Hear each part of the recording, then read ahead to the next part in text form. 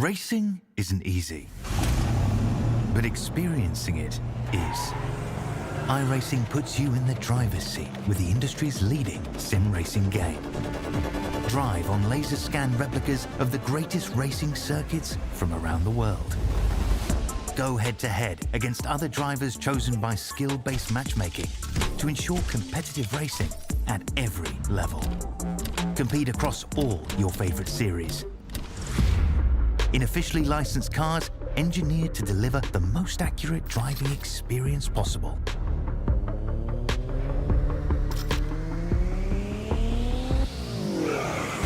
Join a race or host your own with players from across the globe. Race against the computer or in a league with friends. Feel the thrill behind the wheel. Visit iRacing.com.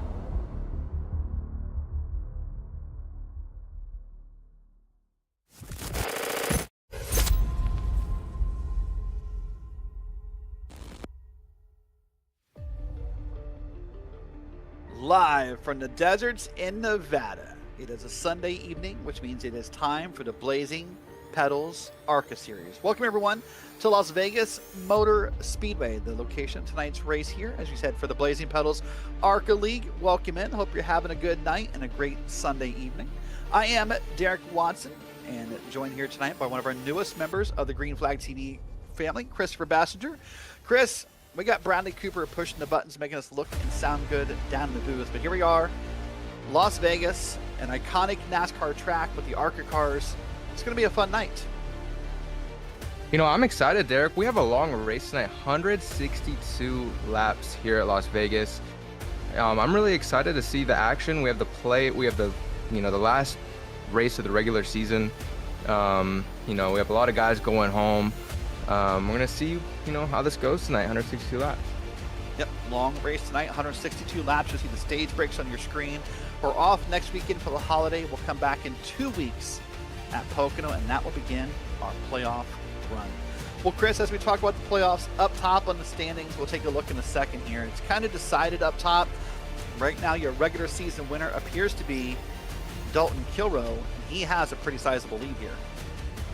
Dalton does have it locked up, Derek. But if you go down the board a little bit, it's not shown on this graphic. For top 16 make the playoffs, William Bruton has it locked up. That last final playoff spot locked up. He is, pretty far ahead of, 17th Nicholas Moody. It's going to be 45-point difference there. So looks like William Bruton, my apologies, has that last playoff spot locked up, and he's just going to come out here and have a good time tonight. Yep, lots of players jockeying for just where they're going to be in those playoff standings, but also there's the team standings for the Blazing Pedals League to look at. Now, of course, it's that different format. You take your average of your best and worst finisher, you average them together, and then whoever has the best average gets a point. Last week, it was Team MFRD. Both them and One Sim are 2 points behind Two Dudes Racing. So with the season wrapping up, we'll wait and see if anyone can accomplish that task. Well, here we go now. A few minutes left in qualifying. Lots of drivers already putting times up on the board. So we'll go and see if we can join in the qualifying. See who's on the track. A beautiful look up above at this Las Vegas Motor Speedway. And here we go. Here is Zimmerman in that throwback Havoline Texaco style car coming down the middle of the track. This must be a throwaway lap, Chris, because I don't think you want to run the middle of the track like that. Sometimes when, your qualifying laps are done, or, when your qualifying laps are done, you're just trying to get a feel of the track. He's just going to come down here, test his pit road entry, try to get as much time as possible in the actual race on pit road, because I'm thinking we're going to see some green flag pit stops tonight, especially in that final stage. So a lot of these guys are just trying to get some extra practice in, trying to feel out pit road and squeeze out as much time as possible. Yep, Trevor Harmon also doing that. So looks like a lot of drivers kind of testing that pit entry, want to see how fast, how aggressive, or what angles maybe they want to get onto pit road. And let's see here. I don't think we have anyone actually turning a lap. In fact, I'm pretty sure Chris Trevor is the only driver even on the tracks. Watch him come down pit road. That slow pace speed, by the way. It is tonight 50 miles per hour. So when you're going full speed under green, Chris, 50 miles an hour must feel like a baby crawl. It is, and you're gonna probably have to start slowing down in the entrance to turn 4. That's when you really want to start getting on the brakes really heavily there. You don't want to get a speeding penalty, you know, especially when we're going into the playoffs. Speeding penalties kill any playoff hopes, any playoff chances. So it's really important that you nail pit road speed, especially, you know, with a driver count of 20. You know, we have 21 cars out on track tonight. You'd assume we're not going to get as many cautions, so pit road is crucial in terms of success. I think so as well. About 40 seconds left here in the moment. I think everybody is done. Right now, provisional poll goes to fellow Green Flag TV commentator Austin Edstrom, and Austin set down a time of a 30.241. Just going to wait for that timer to expire here. Glad you're with us here on Green Flag TV on a Sunday evening. Another dual broadcast night. Later tonight, Nolan Rimple and others will be broadcasting the For the Boys League with the car of tomorrow. So we'll head up there once we're finished. You can watch the end of that race tonight without changing anything on your screens. But happy you're here at Las Vegas. And Chris, something to talk about real quick here as the timer's expired. We'll come back and talk about track temps later. First, let's go ahead and wait a moment here. And I think we're going to take a look at tonight's unofficial starting grid. I'm going to wait for everything to roll over here to the race session. You know, Derek, looks like Colby Jackson was the only driver to not put a lap down. Yeah, it looks that way as well. But who did get pole? We said it earlier, Austin Edstrom. A 30.241 is going to be the best time of the night. Mark Arthur in that 12 car is number 2. Chris Carroll with 3rd with Dalton Kilroy, your points leader back in P4. Matthew Kleinschmidt and Cody Gibson round out your top 6. Coming in P7, we have Dustin Ping. Coming in P8, John Perkins. Inside line, coming in P9, Nicholas Moody. Coming in 10th, we have Chris Mackey, the 30.474. Pretty tight field here tonight. Tanner Marr rounding out starting row 6 on the inside line, the 30.476, and then Taylor Butcher Benjamin rounding out row 6 on the outside line. Going to be back into P13. You'll find Justin Levine, that driver of the 5 car, that Taco Bell paint scheme. He'll be next to Larry Bell, the Canadian. P15 is Brian Zimmerman. We saw him earlier on track. He'll be next to Trevor Harmon in the 29 car. And then back in row 9 is Hunter Lagoons and then William Bruton in P18. P19 in that 20 car, Mike Massengel with a 30.673, and then rounding out your field in 20th is going to be the 73 car Colby Jackson. Looks like didn't put a lap down, if I'm not mistaken, or he did maybe last second. Yeah, 30.8. Yep, 30.817. That's a look top to bottom at tonight's starting grid. Well, Chris, here we are. I was going to say right before the grid came up, we could talk about it for a second. A very hot track. 120 degrees Fahrenheit on the track. You probably cook an egg down there. Look at that temp here. So we're currently about 1 p.m. virtual sim time. You see the time elapsing there. So this 120 degree track temp as a driver, what does that mean for you? It's going to be really slick, and that just tells me that you're going to burn up that right rear a lot more. You know, we're going to see cars getting loose, especially in these ARCA cars. These ARCA cars here at Vegas create really tight pack racing. Now, occasionally you might see the front break away, but I feel like it's going to be really important to capitalize on mistakes. So it's going to be important to, you know, not burn up your right rear, and, you know, that outside line is going to dominate tonight, and we're going to see it. Well, we're going to see first is this field come around here under the pace lap. The iRacing pace car has the lights off. That means we're going green flag this time by. Up front, the KFC car of Austin Edstrom. After having the week off, will come back and he will take the pole here at Las Vegas. So I think it's time to see who's going to shuffle up, who's going to spin the wheel, and who has the winning hands about 162 laps from now.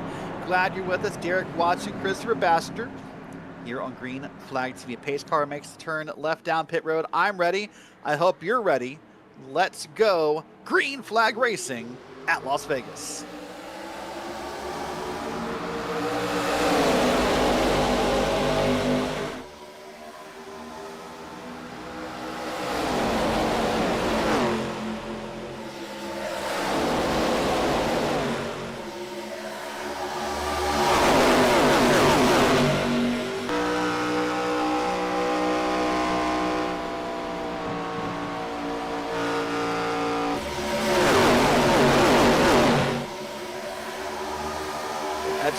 won the pole, but the first lap will be led by Arthur, Edstrom, Kilrow, and then others up behind Chris. And look at this 2x2 racing back for about P4 through P7.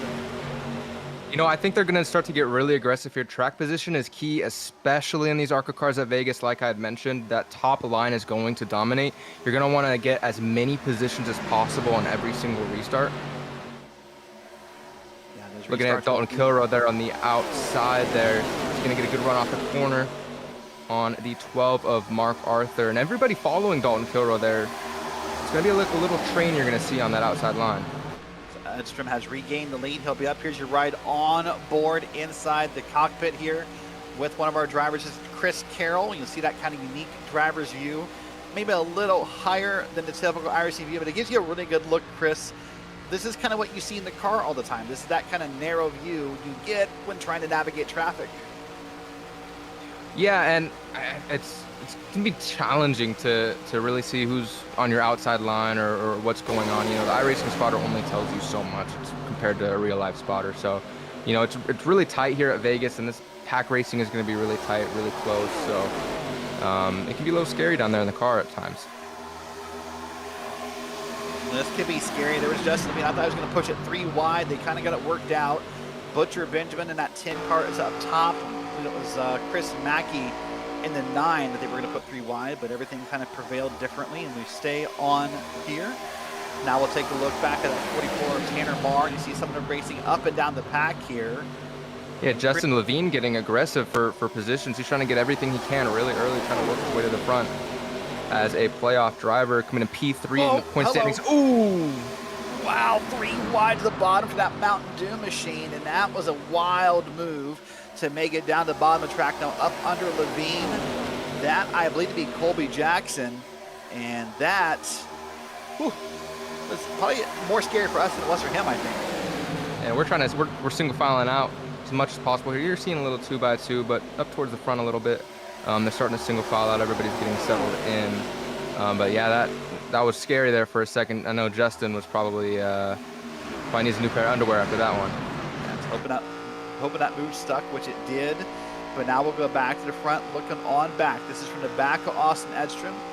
You can see the gap there between himself and Dalton Kilrow. Now, something I've noticed, Chris, so far, Austin's the only driver using that apron on the front straight. What advantage does that give him compared, or does it not give him compared to the rest of the field? It doesn't really give any advantage. I feel like what it does, the only slight advantage it gives him is it cuts off the draft with Dalton behind him. But as you can see, he's pulling away there. I feel like the name of the game now is really just going to be tire saving. We know Dalton Kilrow is the king of that. So yeah, see, as you can see right there, that cuts off the draft. So Dalton is not getting the draft right there in the tri-oval. So that does give him a slight advantage over Dalton there. Are you surprised that more drivers aren't going down there to try to follow the draft, or does it make sense that Austin's the only person using it?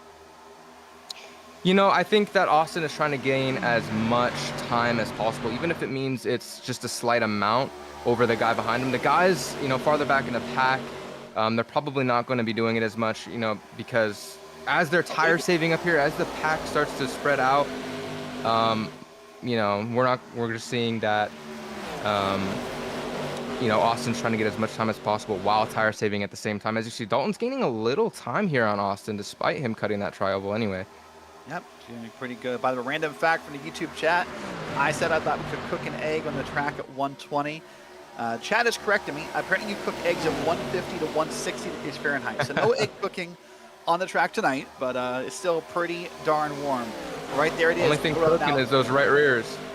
Lots of right rears are cooking right now, I'd have to think. And yeah, so right now Kilrow's trying to find a slightly different line through the corner than Edstrom. But off the corner, they'll both track out up against the wall. And pretty solid run so far. So when we see these separate lines from Kilrow and Edstrom, is this driver preference? Is this avoiding the dirty air? Is it both? What comes to mind from your experience? It's a combination of both, but like I said, the draft is, see, there you go, Dalton Kilrow cutting that tri-oval. Now he's on the bumper. It's like Jaws, cue the music. He's trying to get as much time on Austin Edstrom as possible. Dalton, they're looking on the inside, tracking up to the wall. Yeah, you know, I think he wants the clean air as well. What'd you see there? Oh, apron. Kilrow kind of bumped the wall a little bit, but maybe not on back. We're all looking good. Slight scary moment. I thought I saw Killer kind of maybe just kind of lightly scrub the wall across the back here. Let's go back and take a look at the replay here. And 20 of Mike Massengill gets loose. loose. Yeah, that's what you saw on the apron. I didn't see it, but you did. That's a good call. But got it There's saved. that track temp. Yep. Back up to the front here. You know, Austin Enstrom slightly pulling away. I feel like that dirty air does affect the nose of Dalton's car. You know, that will increase, you know, a little bit of tire wear there with that dirty air. And it looks like Cody Gibson has caught Dalton a little bit, and his pack is going to start to form a little bit. You see on back now, it feels like the gap is growing from first to second, but it's tightening up. As you said, there is now Dustin Ping. He's been putting himself in this conversation. He's between now the couple front cars, right around Gibson and the Cheetos car.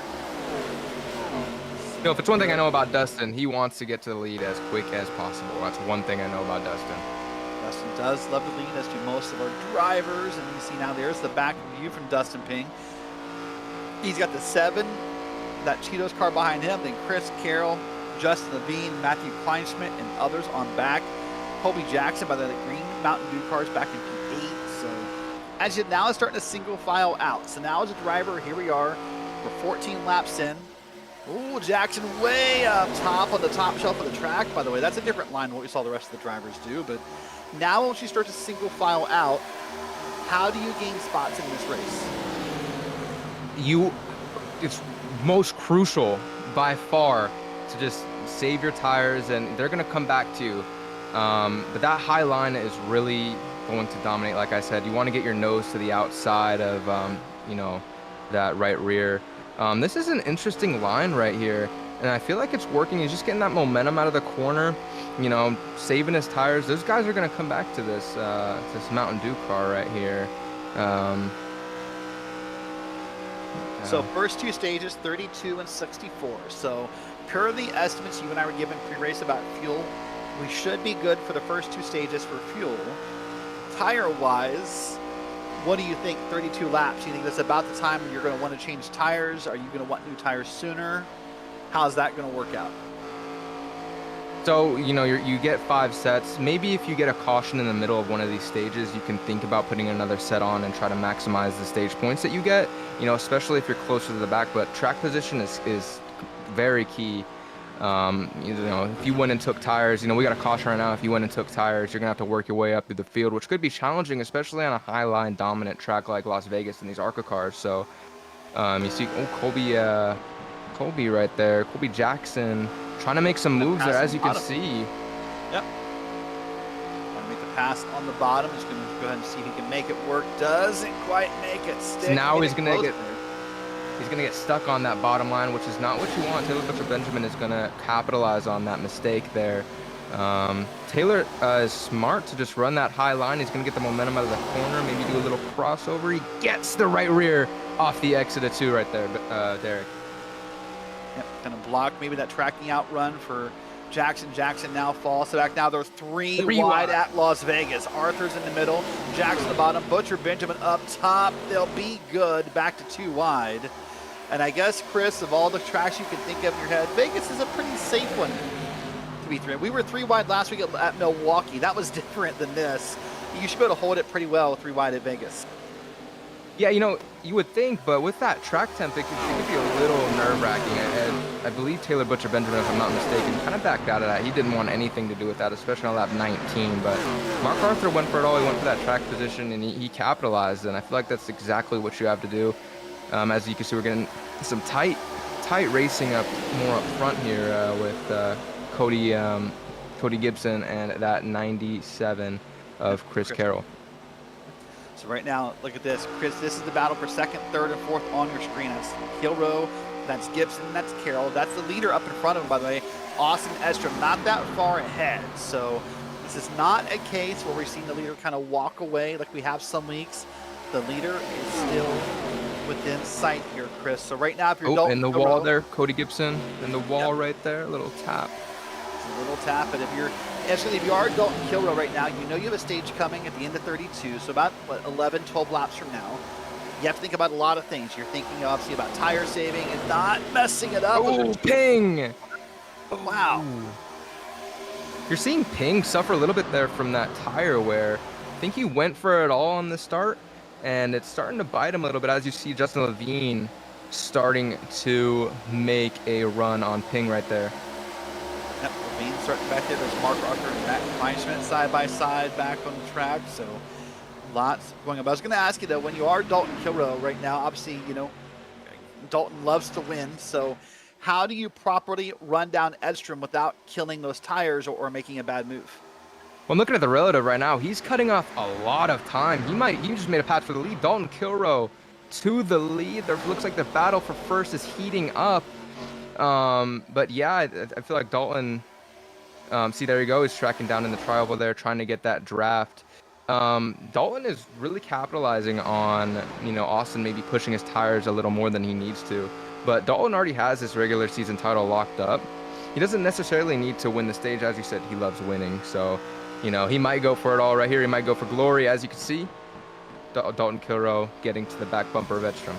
As they pull away right now from the rest of the pack, third on back, Chris Carroll, as they're battling it out right there. These front two might pull away.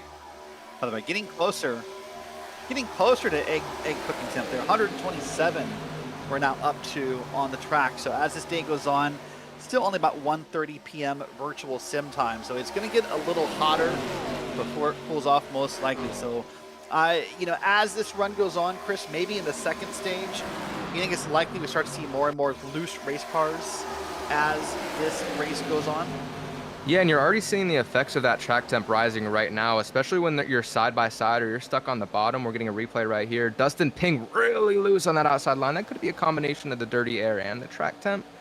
But yeah, I'm already seeing the effects. Just a lot more drivers getting loose. Yeah, that was a much better view that second time. I mean, that was for Chris Carroll. And you see the wheel movements. Yeah, I always tell people, Chris, if you want to know how a driver's doing in the car, look at the hands. The less the hands are moving, the better day you're having to. Right, and you don't want your wheel to be turned more to the right than to the left, especially when you're making left turns out there, Derek. No, not typically that much. So right now we're going on here, working lap 26 of 162. So far, caution-free. It's still Austin Edstrom up front, but right now we're looking at Cody Gibson, that Cheetos car back in P7. You know what I like about Cody is that every league Cody runs in, it's that same predictable paint scheme. As a commentator, Chris, that is a blessing to have a car you can pick out and go, oh, I know who that is. That's Cody Gibson. Sometimes as drivers, we pick different cars for leagues or maybe for weeks of a race, but Cody's Mr. Predictable. Typically with that Cheetos car, you only see the number change, and typically 21 in High Tide Racing League, if I'm not mistaken. As you see, Chris Carroll makes the pass on Dalton Kilrow. He's going for the crossover move. Dalton Kilrow on the inside of that 97 car for a second. This is the battle for P2 on your screen. So right now they come through turns 3 and 4 side by side. Carroll might get the advantage up off the corner. He does. He'll clear Kilrow, and now he'll be in contention to go past Austin Edstrom. If you're Austin Edstrom, I would think, Chris, what you wanted was for that battle to last a whole lap or so you could pull away. You know, and I don't think this battle's over. I don't think Dalton's going to let him by that easily, knowing Dalton very well. But as I could look at the relative right now, Austin Edstrom pulling away from Chris Carroll in second. You know, we have 4 to go till the stage end, lap 32. Yeah, well, so he's in a very good, he's in a prime position right now. As you can see, loose. Is that Dustin Ping back there loose? Well, I think I saw from our camera. I don't think that was our camera from the back of Austin Edstrom. Edstrom was loose and kind of wiggled the camera. I think that changed your perspective a bit, I thought. So, but here it is. Last time by, I mean, still Edstrom 0.2 of a second faster than the car in P2. So he'll ride along here and come down through the middle of the corners. And as we see this car right now, a little bit of correction in the steering. Loose. Yeah. Are you surprised to see that drivers are no longer going to the bottom of the track in the corners, or does that make sense? I think it makes sense. I feel as you want to defend that high line because we've seen it a lot. I guess Dalton Kilrow is making it work on the inside there, but when you get side by side, especially when the track temp is under 27 degrees, here at Vegas. Your car just wants to go around. It wants to. And here's Dalton Hold on. making the loop. Caution. Oh, caution. Caution. That's going to be, wow, that's the Mountain Dew car. That might have been the 29 involved. And the question now we're going to have, Chris, and we'll wait and get confirmation from race control. Stage should be over. Yeah, that's the question. Jen, I think you were right. I think that would be the call here. Would likely be they don't think they can get racing. Yep, this is going to be the end of the stage. It'll be for cause. We'll wait and get the replay in just a moment. But this will also count as the end of our first stage. The end of first stage is Edstrom, Carroll, Arthur, Levine, Kilroe, Ping, Gibson, Kleinschmidt, Butcher Benjamin, and Perkins in that top 10. You know, Austin really made that work as the battles were happening behind him, second on back. He was just able to take advantage and save up his tires, and that was a pretty incredible performance in this first stage from Austin. As they come down pit road here. Certainly no surprise that people are pitting, but there is a surprise because Chris Carroll, 2 cars, and I think even, yeah, Kleinschmidt as well stayed out. So let's come down pit road. You'll see the pit road times on the right side of your screen here, Chris. For 4 tires and gas, we're looking about 14 seconds to stop. So we'll be able to tell how many tires they take here, but there's no world where you wouldn't take 4 tires on a 127-degree track, right? Absolutely not, because you don't want those left sides to be much hotter than the right sides when you come out there. It'll just make for an off balance of the car. It's not a very good move unless you're trying to, you know, make up time in the pits. It can maybe work, but it's a big risk that I don't think a lot of them are willing to take. I think, you know, you're going to top off on fuel. You're going to take those 4 sets of those 4 tires. But Derek, the question I have for you is, you know, the 97 and the 59 of Matthew Kleinschmidt, them staying out, does that, you know, give them more stage points because they have to cross the line on lap 32 to get the stage points? Am I correct in my assumption there? We'll double check. Yeah, that would seem right.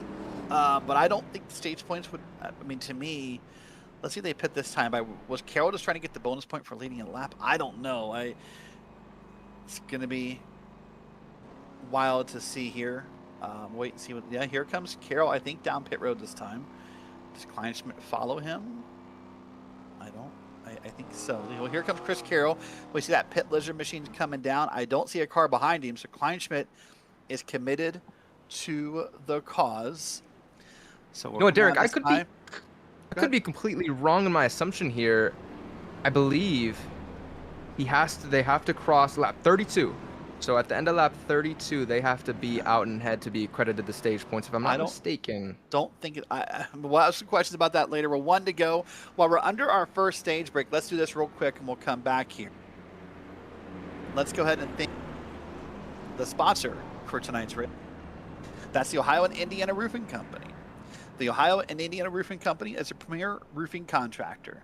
They are a sister company to the Bruns Construction Enterprise, and they specialize in commercial and industrial roofing, and they are committed to accommodating the unique needs of each client and offering creative solutions to meet those needs.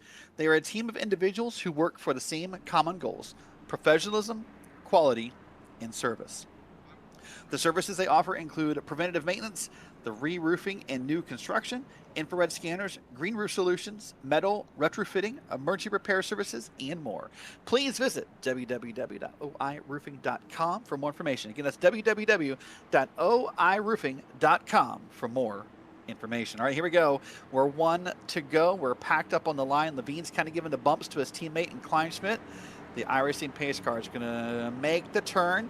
Will be in the hands of Matthew Kleinschmidt. We'll wait for that call from Barney the Flagman. We are green flag racing for stage number 2. Well, Chris, what comes to mind for me, despite any point conversation, is how nervous as a driver would you be if you're out there on new tires and your leader is now on 30-some lap old tires? I think they're going to be able to get around him just fine here. As you can see there, he's just going to take that inside line. He's just going to fall back. This is going to be a little train. Everybody's going to be fighting to get to the outside. They know Matthew Kleinschmidt's on those old tires. So Dustin Ping there on the bottom might be in trouble as he can clear. You can get the outside. Yeah, they're all just going to try to get a train going on the outside of him. the preferred line on the track there. So nothing really to worry about right here, Derek, as we go into turn number 2. Tight pack racing here. Ooh, somebody in the wall back there. We're out on with Mark Arthur right here. Going into coming out of turn number 4. My apologies. They're going to clear him pretty close there, Derek, on Matthew Kleinschmidt.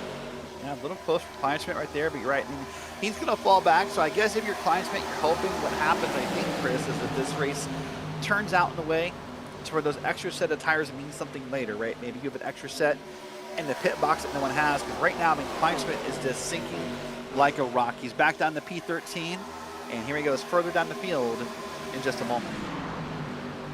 Yeah, I think he was really looking for those stage points, and he's banking on maybe a caution coming out so he can capitalize on it. It's going to get a little interesting back here, especially with him on the older tires in the back. He's going to take that bottom line. Try to let everybody around him. Everybody's aware of what's going on right now. And 97 coming out of the road. Chris Carroll, black flag, by the way. We're suspecting that would have been a pit road penalty under yellow. He had to serve under green.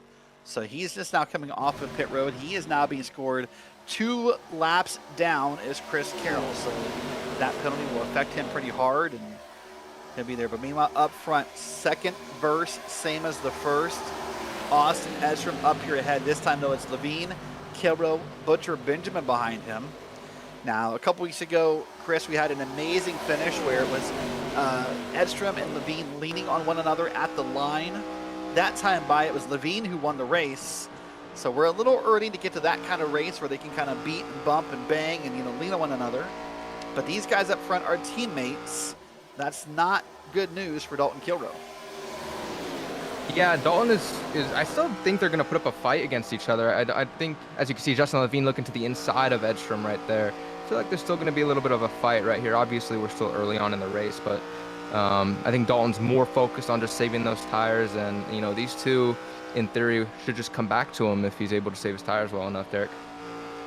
Yeah, wait and see if that could be the case, but Levine is closing in. Gaining a little bit on Dalton Kilrow, but there's Dustin Ping back in P4. He's moved up now because Butcher Benjamin is now back down to P5. Pretty solid race. Just one caution so far. It happened to time at the moment of basically where the stage would have ended. It was for cause. It was going to be between Trevor Harmon and Colby Jackson. Jackson very apologetic to Trevor Harmon on the driver radios. Said, hey, I got tight. It washed up. So he was very, very apologetic. And always good as a driver to hear that, right? Sometimes as a driver, we get a little worked up inside the car. And sometimes a simple apology can go a very long way. Here, I believe it's going to be what caused. This is the restart part. I mean, let's watch this restart again. Let's see that come on through. So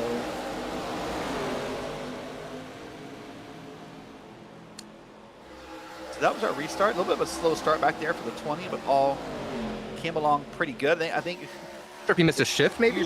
Like yeah, I was saying, just confused about why he was so slow for Massengill, but up to speed now, all is good.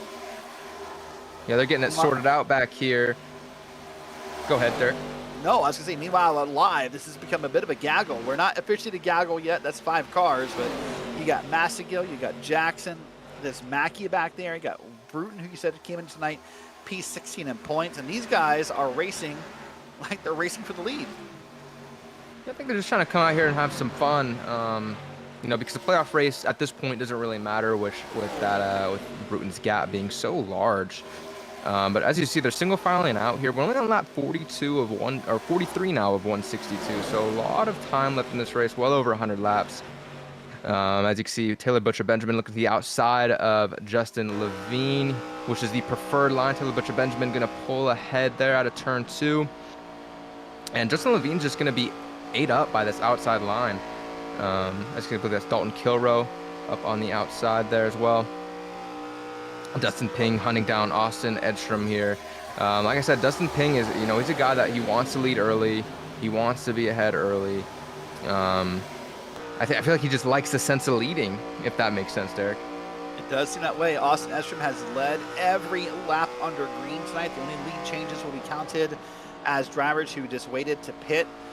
Chris Carroll got the one lap lead. He pitted, and We saw Kleinschmidt lead until the start of the green, but did not come back around and lead it again. So Austin Edstrom has led every green flag lap. He's been under attack from Ping, from Levine, from Kilrow. So far, he's doing a pretty great job holding everyone off here. Now we start to settle into this. Remember, we're going to stage 2 end at the end of lap 64. But it just feels like right now, everyone behind Edstrom has just picked up the intensity a little bit here in stage 2. It can be, yeah, it can be really challenging to, you know, make any passes. You know, Austin knows he's in the perfect position right now. It's going to be really challenging for Ping to take his inside, especially, you know, with Austin having, you know, control of the field right now. If he can just run that outside line, get the momentum off the turn, it's going to be really, as you can see, Dustin Ping getting a little loose in the center of the turn right there. He's going to lose a little time, but Austin's playing this perfectly to his advantage. Doing a great job right now. Edstrom now running a slightly higher line up to the corner than Ping and some of the other competitors on behind. Now down to the apron. So Ping, or it's not Ping, sorry, Edstrom really running the top to bottom, just trying to maybe to be unpredictable at this point. Just trying, you said it earlier, oh, there's Levine back right to the second. Ooh, Levine's going to dig to the bottom of Butcher Benjamin. I know you said that top lane's preferred, but Levine is making the bottom work. Really trying to make it happen. Now, the question is Justin burning his tires up more now, trying to make this inside line work, as Taylor Butcher Benjamin, I believe, teammates with Dalton Kilrow, making this outside line work. You see a little pushing right there, but Mark Arthur coming to, you know, the rescue for Justin Levine. As you can see, we got some tight racing right here for fourth, or third actually, my apologies. Yeah, you're right, 3rd through 6th right there in that pack. Some great racing going on, and everyone trying to dig for everything possible. And I think you're right. Good news for these guys. The stage ends at the end of 64 because these guys are burning up some tires. 3 wide out of 4. 3 wide. Jeez Louise. Wow, Dalton went for it all right there. Screw being teammates, screw all of that. Dalton said, it is go time, taking that 3rd position over. See, now Dalton's in a great position. Taylor Butcher Benjamin and Justin Levine are going to be fighting for that 4th position. Maybe can give Dalton the opportunity to run away here, go for that lead possibly. So we'll see if now Dalton can make that run. He's got to get back to Austin Edstrom. You look back on the field, see all the cars coming through, but up front now, a couple more cars right. There's that old 27 car. That looks good right there. It's a nice piece. And that's Hunter Lagoon. He's up there in front of Mike Massagill. And this 27 car in the broadcast recently, Chris, has caught a little bit of fame because it kind of looks like one of those old Dale Jarrett throwbacks, is how Ted Lowendick described it a couple weeks ago. So kind of a fan favorite on the stream, just simply due to the throwback nature. I like that 20 car as well. I really like the creativity we see here throughout the field. I know you commented on Cody Gibson's Cheetos car earlier. That's his signature one. I feel like, you know, he's caught a lot of, you know, fame for that one as well, especially in other leagues that we run. Meanwhile, you got Team One Sim, who for the most part, they have the whole Yum Corporation. They got KFC. You got Taco Bell, you got Mountain Dew, all owned by the same company. So a little bit of team paints in a different way with that bright red candy apple, red chrome on the KFC car. There's that Mountain Dew car, Colby Jackson. By the way, Colby, I believe it's his dad's birthday today. Yeah, well, not Taco Bell, but yeah, you're getting there. It's Colby's dad's birthday, so happy birthday, Mr. Jackson. If you're out there in the YouTube chat, happy birthday to you. If Colby wanted us to pass along that happy birthday message. So your son is doing well here this evening, currently running back in P13. There you see in the bottom of your screen the speeds and our estimated throttle input. No surprise, Chris, throttle all the way down through the corner. Lifts until about, what, halfway, maybe 3/4 of the way through the corner. Back, peppers the throttle, and back on. Is that the line you're used to seeing in the ARCA cars for the throttle input? Yeah, especially when we get into the later runs. Typically earlier on in the runs, you're only lifting at the start of the corner. You're able to get back to the throttle a little quicker. There you see he was off throttle most of the corner. You're going to see that a lot, especially in these later runs. As you can see, Justin Levine trying to get to the inside of Dalton. See, he's off of that throttle majority of the... Oh, Dalton loose off the corner. Oh, no. Levine, or you're right, Kilrow, pardon, not Levine. Kilrow is loose, able to gather the car up, and he'll lose the spot. He'll now be side by side with Mark Arthur. Mark Arthur able to capitalize very well off of that mistake from Dalton there. good news is we'll watch the replay here in just a moment. Let's see what happened to Kilrow from an outside shot. Here to pop up here in a second. This is what we saw the battle through the corner. We saw this happen a second ago. It's going to happen just out of the corner right about here. I don't see a bump. Just like a little squirrel from Kilrow. And in a track all based on momentum, it just broke for him. What if the air really got up under his car and got him loose at a 4 right there? Really interesting. Yeah, that right rear just was not having it. Mark Arthur, very good move, able to get to the outside of Dalton.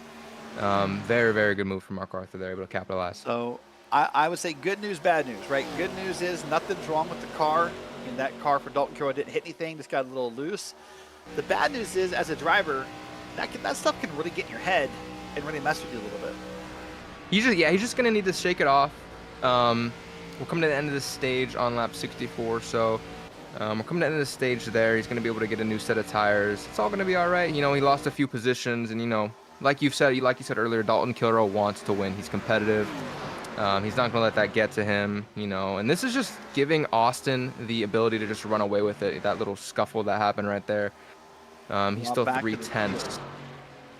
Back to the field as well. This is still a battle happening for P16, P17. This is Massagill, and he's in this battle right now with the 27 car Hunter Lagoon, and they're fighting hard. And sometimes that's the fun of this race, right? Is that, yeah, these guys are not, you know, at the front per se, but at a track like Vegas, I mean, you can still run like this. You can still race someone. And to these guys, I mean, this is the race they're in. They know a stage break is coming. They'll get to kind of reset. But for the moment, they're having fun on their own. Here's Brian Zimmerman. He's back here with Kleinschmidt, and they're racing pretty hard. They also got Trevor Harmon up ahead. So all throughout the field, Chris, there's some good battles happening. Yeah, and By the way, I see that 59 car on the outside right there, trying to make it work. What was that, Derek? Go ahead. I was going to say, by the way, Kleinschmidt, by the way, I do want to point out, this is not a battle like I thought it was for spots, because Kleinschmidt is a lap down. Kleinschmidt did come down pit road under green on lap 43. That's about 10, 15 laps ago. So Kleinschmidt should have newer, at least gas. Let's see, the stop was pretty long. I suspect it was also 4 tires, and yeah, there it is. You can see him starting to pull away. So Kleinschmidt here finally did pit Chris under green, and hey, that's the downside of that move. You gamble, and when it doesn't pay off, well, you go broke in Vegas. You know, and I feel like the downside of him hitting right there, or staying out for that stage, is that this is the position he's going to be in. Now, I feel like he might be trying to do the same thing for the end of the second stage. He's trying to get those stage points. He's trying to stretch the fuel run. So we might see him stay out again, Derek. Well, he's going to be a lap down. So as of this moment, he's going to be the lucky dog when the caution comes out. So we'll wait and see how that. And then he's going to pit again. You would think he would pit since he's already right. Your end of line for the lucky dog. So you might as well come in and pit again. So we'll battle see how for the lead, shaking up. Right. These are teammates. It's KFC and Taco Bell side by side at the line. That time, Levine is the first driver to lead a green flag lap other than Austin Edstrom. They are going to still battle here through turns 1 and 2. Now, you said the highline was preferable. Watch Edstrom pull away on the top of that track. You know, I don't think this is over. You know, teammates are not. Justin Levine might think about sending it in there, or he might play it a little more passive. You know, yeah, they're teammates. He's just going to get to that left rear off the corner. Push Austin up the track there. We have a tight battle for the lead. It's going to be Levine at the stripe for lap 61. Led. Meanwhile, look at this, what they've done by this battle. I know they're having fun. I can almost hear them talking and laughing and having a jolly good time in that one sim voice chat. But what they've done, look behind them. Now it's Arthur, it's Kilrow, it's Ping. These drivers seem almost out of the battle probably, 5-7 laps ago. Now it's a 5-way battle for P1. Tight there. Teammates are not. They are having a good race. Oh, Austin in the wall. And it's going to be Austin at the line, and that should be stage. Oh, no, we have 2 more laps to go here at the stage. I apologize. That's okay. Lap 64 is where the stage happens. 2 to go. Popsicle sticks on the stage. We'll come around this time by. And boy, from that camera, there wasn't any extra space. Here comes Mark Arthur. He's going to enter the chat. He's going to come in. He'll take P2 from Justin Levine. Levine way up Dalton top there on as the well. track. Dalton Kilroy. Justin Ping. Justin. Oh, Levine spun around. This will be caution. And this will end stage 2 a lap early. Justin just got really loose on the top right there, trying to make it happen. Just car was not agreeing with that outside line there, Derek. Wow, that's going to end the stage. Let's say a lap early. Let's watch the replay. We'll see what happened here. Oh boy, watch this up top. Justin Levine's going to get loose out of there. Already is already loose. Snaps it into the wall, and that wall bounces came down. Dustin Ping's involved. That car, then that's Chris Mackey right there who's involved.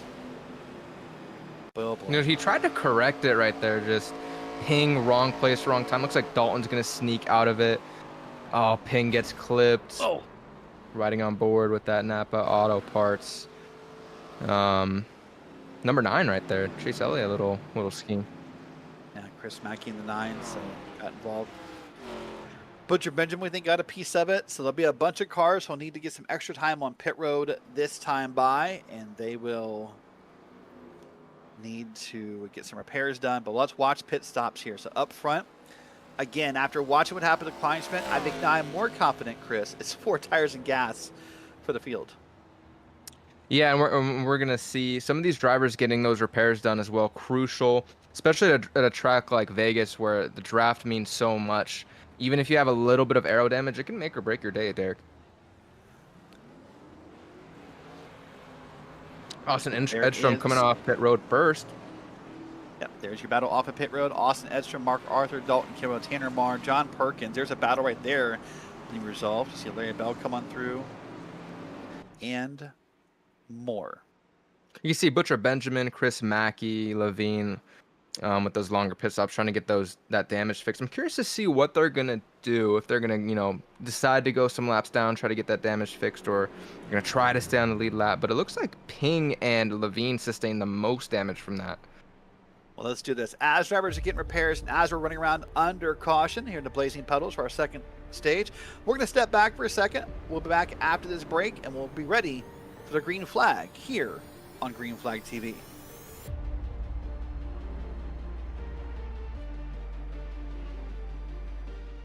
Racing isn't easy, but experiencing it is. iRacing puts you in the driver's seat with the industry's leading sim racing game. Drive on laser scan replicas of the greatest racing circuits from around the world. Go head-to-head against other drivers chosen by skill-based matchmaking to ensure competitive racing at every level. Compete across all your favorite series. In officially licensed cars, engineered to deliver the most accurate driving experience possible.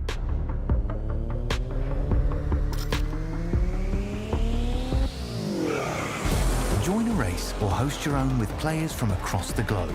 Race against the computer or in a league with friends. Feel the thrill behind the wheel. Visit iRacing.com.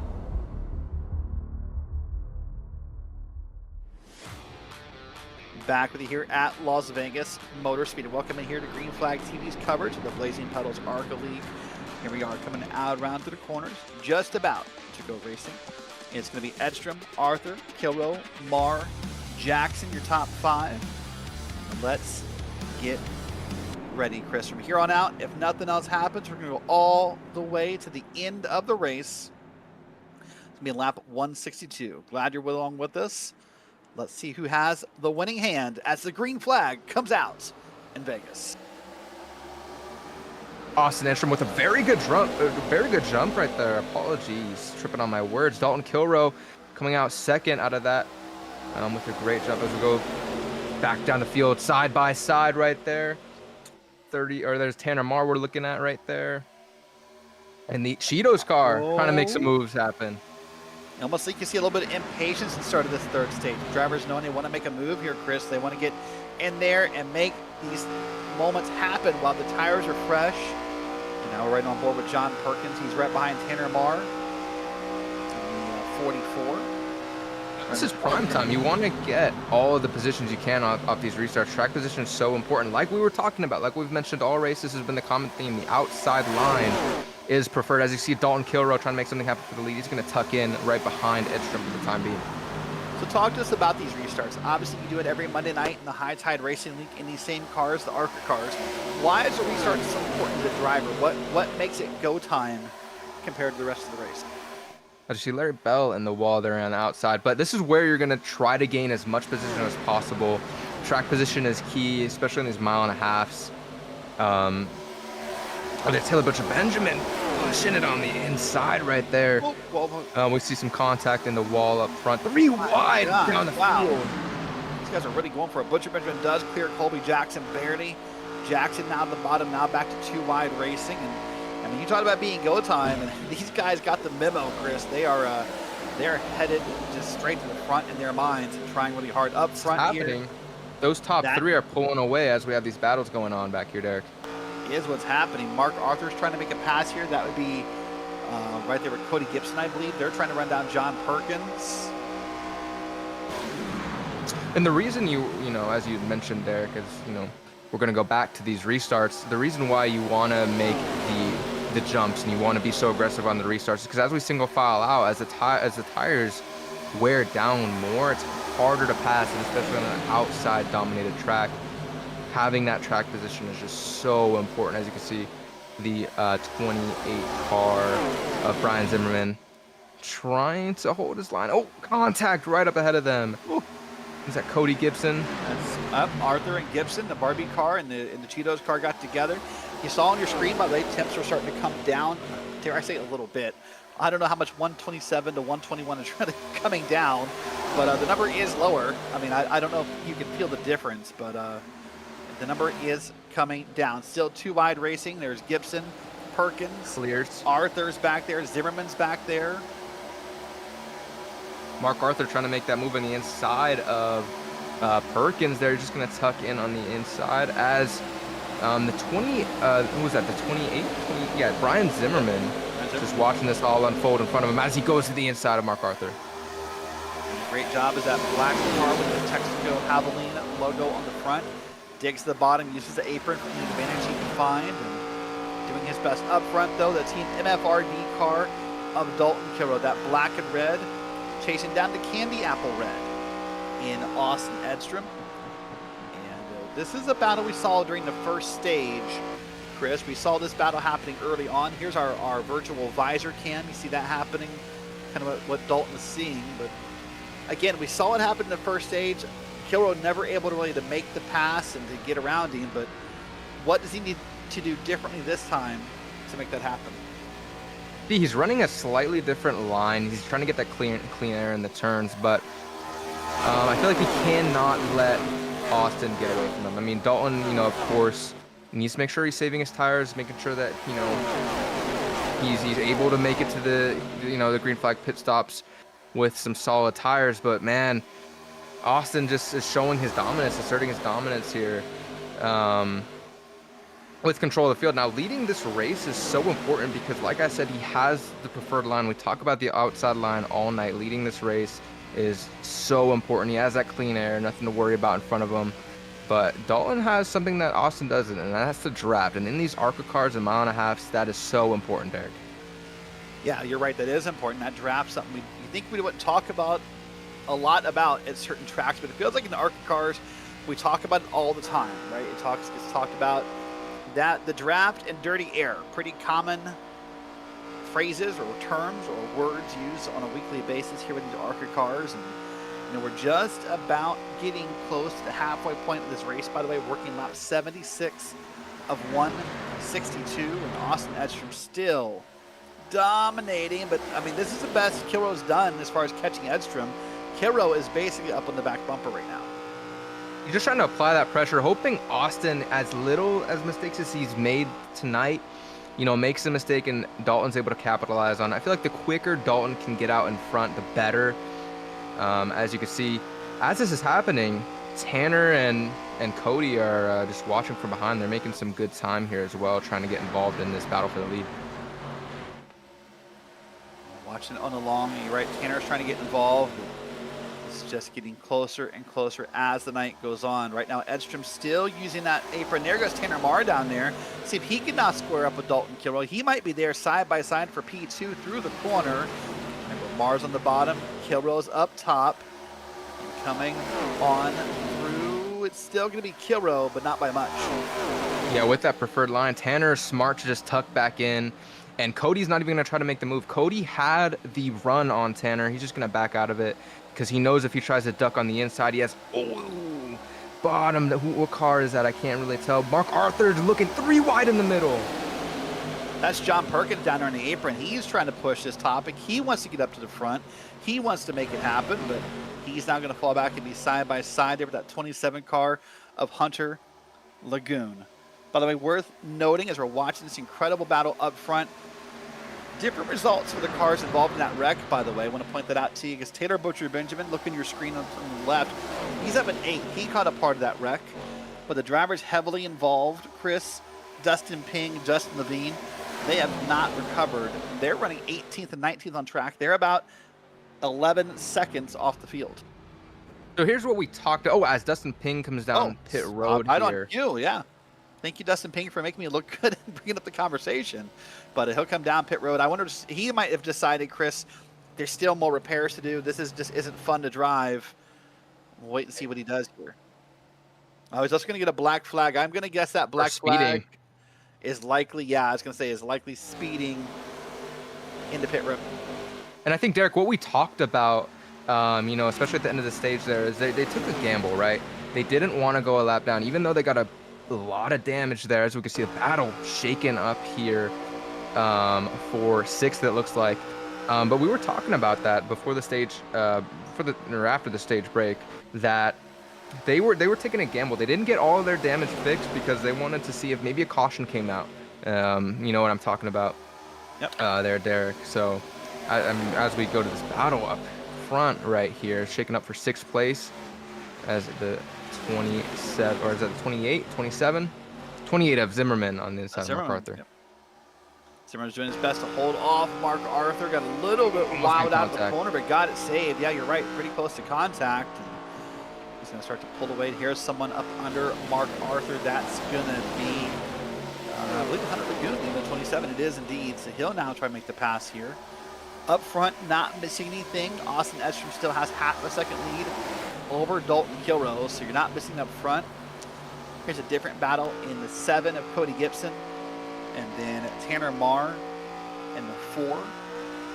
You know, and I think it's important to say, you know, and maybe it goes without saying, but not all leagues have this benefit, Chris. These guys, pretty good friends off the track. You know, we got to witness this morning. Heck, some of these guys went and did a fantasy football draft this morning. So sometimes that part of a benefit of racing in a league versus maybe official races or other things you do is you spend time together, not just on track, but off track. And that builds trust, it builds rapport, it builds respect.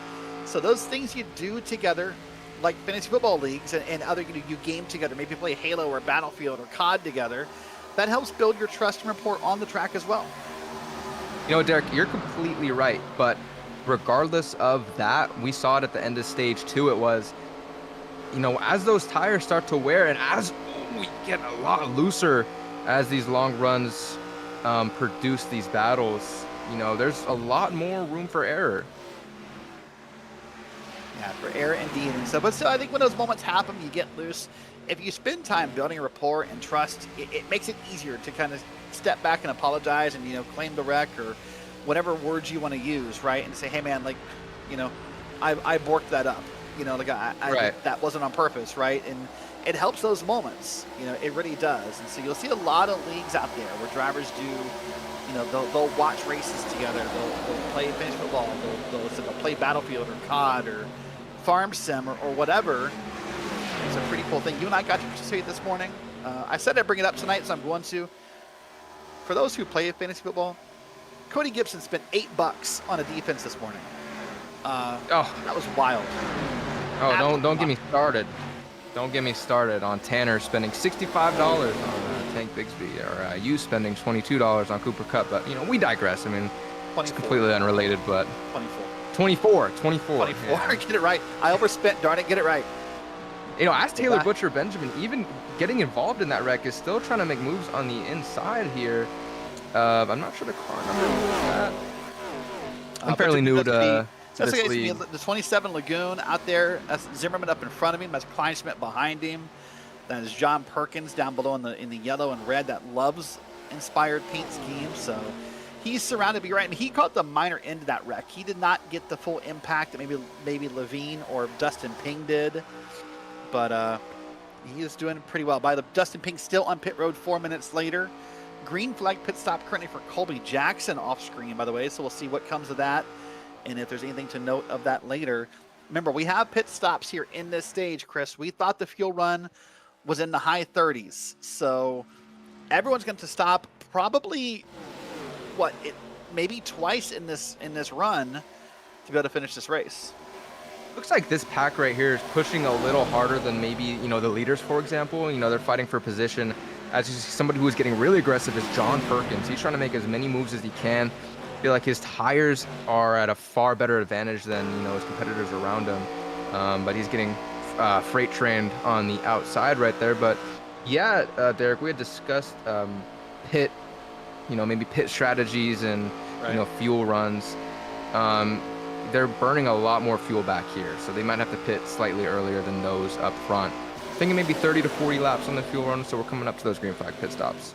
Yeah, so remember, we all pitted right around lap 65 under caution. Currently working lap 90. We're about 25 laps in, so I suspect in the next, 10 to 15 laps, you'll see drivers starting to call off those pits. That means we pit, Chris, right around, with my commentator math, we pit right around lap 110, 115. That means you have to pit again. No one's going to make it based upon that pit stop number into a one-stop race. Now, if there's one driver who's going to try, you and I know who it is. Dalton saves fuel in the ARCA cars better than Matthew anyone Kleinschmidt. But Kleinschmidt's up top there. The Zimmerman's on the bottom. They're all digging in, trying to make this work. And this is not going to end well if they keep it up like this. Especially with pit stops coming up, what's the smarter move here? Is it just, hanging out until, the green flag pit stops, or is it trying to get as much time as you can? As you see, 28 right there. Brian Zimmerman taking a shot at pit road. He knows that he's going to have to pit again here soon. That is an early stop for Zimmerman. I almost wondered, actually, Chris, if that car wiggled and sort of sent him that way, and he just kind of decided to go with it. I don't know. That's such an early stop. I mean, that's only 25 laps into a run. Maybe you're right. Maybe he's trying to cut the last stop early. I don't know. We'll wait and see how that works out. But on your screen here, this is Arthur. This is Lagoon. This is Mar. They're all fighting pretty hard here. Yeah, battle for fourth shaking up here.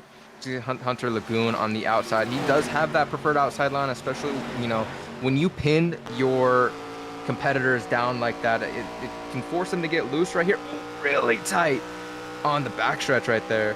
But Hunter Lagoon pinning Mark Arthur right there really can upset his car, make him really loose off the exit of the turn, and that's why that outside line is so preferred, especially in the long run. Yeah, definitely can be preferred, and see lots of single file racing has formed here. Butcher, Benjamin, Kleinschmidt, Perkins on back in this group here. Nicholas Moody's back in there. Larry Bell's back involved in this. So that's all the way back through P11. This is Larry Bell right here. So this is P11 on forward. You see on your screen. We're just kind of trying to make something happen. There's Chris Mackey. He's right behind Larry Bell. We're seeing some great racing throughout the field, but I think it's going to start to calm down as we get closer to that green flag pit stops. As I say that, John Perkins has been the aggressive guy of the night. He's trying to make things happen, and it's working in his favor really, really well as he's on the inside of 59 of Matthew Kleinschmidt right there, trying to work there on the inside. Chris Mackey on the inside of the 60 of Nicholas Moody. So, they're trying to get as much position as they can before this green flag cycle. Yeah, everyone's doing a pretty solid job trying to make things through that red, white, and blue car of Mackey on the bottom, making good runs. Meanwhile, up front, again, it's the red, candy apple red, the KFC red, if you will, the Colonel red of Austin Edstrom. He is all over this track trying to keep ahead of that black and, black, white, and red car of Dalton Kilrow. So the gap's still about a half a second, maybe a little less now.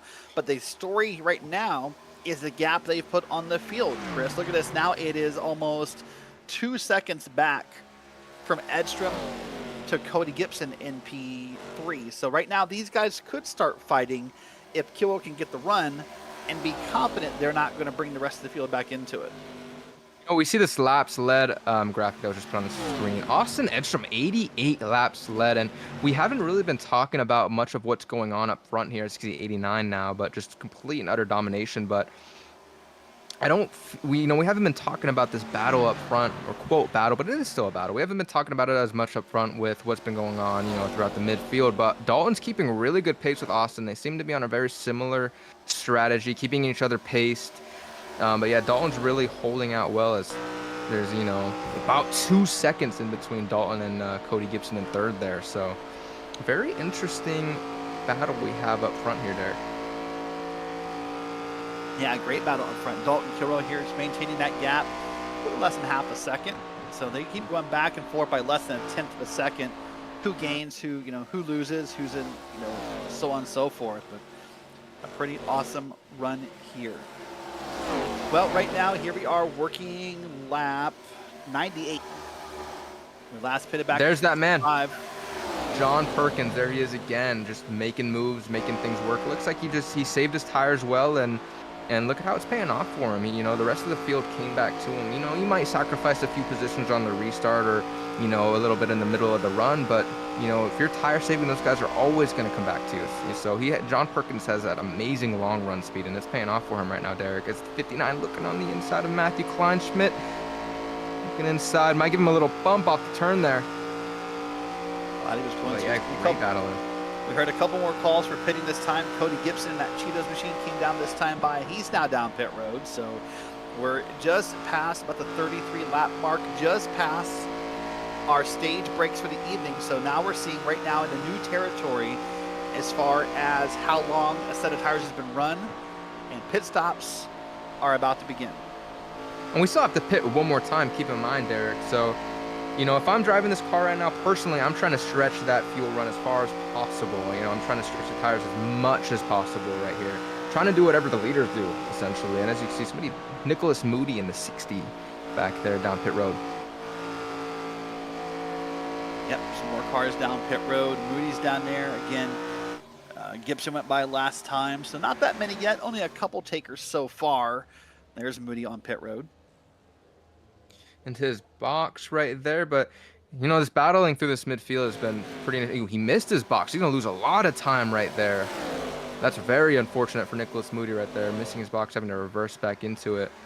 As we look at Tanner, Mark Arthur, and Hunter Lagoons, this battle for third, slowly gonna heat up as this run goes on. So these green flag pit stops are vital, and how this race is going to end. Every second matters. Every, tenth of a second matters, Derek. I would agree with that. Here's Justin Levine, by the way. He is being scored a lap down, has just lost a lot of time since that wreck at the end of stage 2. So he's having a very, very hard time here this evening. So he'll hope some things happen here, maybe in this run, and he can get some more damage fixed or get a lap back. He'll need to see what is possible. So far, other than, I believe, Gibson and a couple other cars, most cars have not big pack right here. There's a big pack. There's Kleinschmidt on back. Butcher Benjamin, Perkins, Marr, Larry Bell, and more. So again, most cars this can make or break a race right here. This could get really ugly. Because capitalizing on mistakes right here, this pack battling could allow Dalton and Austin to just pull away, even more. Yeah. Yep. By the way, I think leader is pitting this time. I think I heard Austin Edstrom calling the driver radio pitting this time. Here he comes down pit road, slow crawl, 50 miles an hour. Now, it's one thing to practice it under qualifying, we saw about an hour ago, Chris. When you're going 50 and those guys are going 180 behind you, you get super impatient. It is easy to want to step on the gas pedal here. You don't want to get caught speeding, but boy, it's tempting, I could agree with you on that, Derek. You're trying to get as much time as possible. You don't want to lose any time because the difference between Dalton and Austin right there was only 0.4 of a second, or around half a second when they went into pit road. So, you know, any mistake can change the outcome of this race very heavily. Now, you and I, Trevor Harmon, by the way, speeding on pit exit, I believe I heard. So he'll need to come back down pit road, most likely, and serve a black flag for the 29. That'll take him likely off the lead lap. But I was going to say, if there's a single car you and I both know that is going to stretch this fuel run as long as humanly possible and as good. Oh, there you go. It would have been Dalton Kilroe, but Commentator curse. He's out of gas. If Dalton's out of gas, you know we got to be out of gas because Dalton fuel saves with the best of them. Right, and you could also fuel save. You could have just been fuel saving riding behind Austin as real tight right there. Zimmerman and Mark Arthur right there, very tight. But yeah, he could have been fuel saving a lot behind Austin Edstrom right there.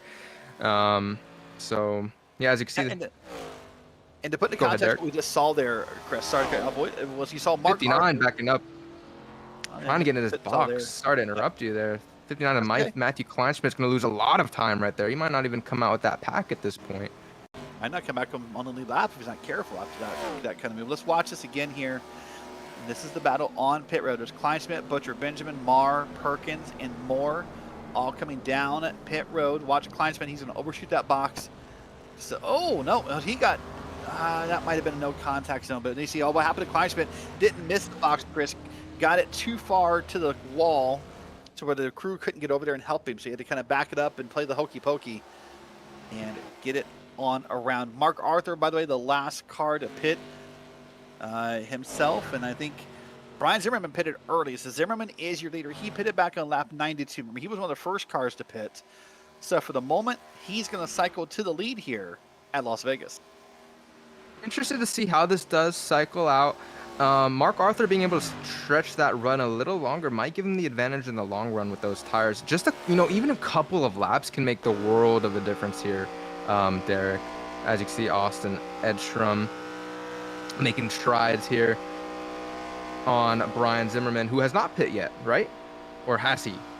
Zimmerman pitted back on lap 92. So he was that first one to pit with that kind of that sudden left-hand turn we saw. Right. So he has pitted. So now we're through a full cycle. So now we're just going to kind of wait and see who does what. Here's the interesting thing to note, though, is the rest of these drivers are about, depending on the driver, 13 to 14, maybe 15 laps newer tires than Zimmerman. So right now, Zimmerman has a 2-second gap on Austin Edstrom. You see it on the left side in your ticker. I'm curious. So Zimmerman pits lap 92, Edstrom 105, 13 lap difference. It'll be fun to watch that ticker. You saw how Dalton flew around Cody right there. I mean, not flew, but he was able to get around him pretty easily. 7-lap difference in tires. Yep. That makes a world of a difference. And what's also really interesting is how far Austin Edstrom came out ahead of Dalton and Cody on that fuel cycle. Very, very, very interesting. Austin just able to get so much more pit road speed than they did right there. I don't know if you had noticed that. As we said, one more round of pit stops to go. We're not done on pit road yet. So every driver's going to have to kind of navigate that maze. It is pit road one more time. No speeding, no bad exits, none of that stuff that can bite you. But here it is. Here's Austin Edstrom. They've got a lapped car between them for the moment. But watch this. This is the power of new tires, Chris. Watch how fast Austin Edstrom is going to close here on Zimmerman. Yep, and he's going to take the outside. He doesn't want to lose any time here. There you go. Austin Edstrom on the outside of Brian Zimmerman there. Flew around him. Those old tires, they hurt, but, possibly Brian might have, really good strategy here. He's going to have to pit here. We said 92, right? So he's going to have to pit here probably 10, 15 laps-ish. So then he'll be good to the end.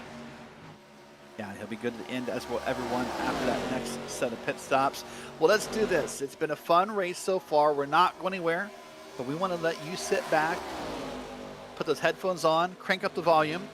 We're going to lay back, and we're going to let you feel the noise here at Las Vegas.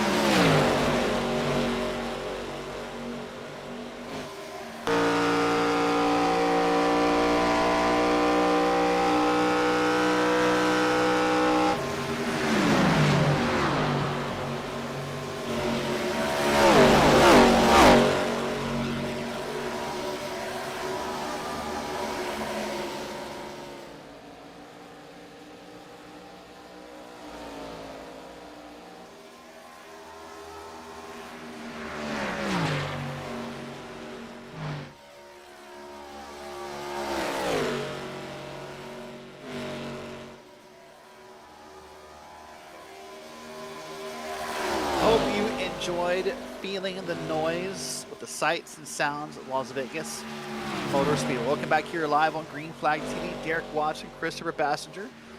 Got Bradley Cooper pushing the buttons down in production truck, making us look and sound good this evening. And Chris, I mean, here's Austin Edstrom having just continuing that dominant run. Now he's at the point where he's lapping cars. And so when you're the leader, this has got to feel good when you're at the point now where you can put drivers a lap down. You've pulled away from the field. It just feels now like, you know, pardon the pun, you're on a Sunday drive.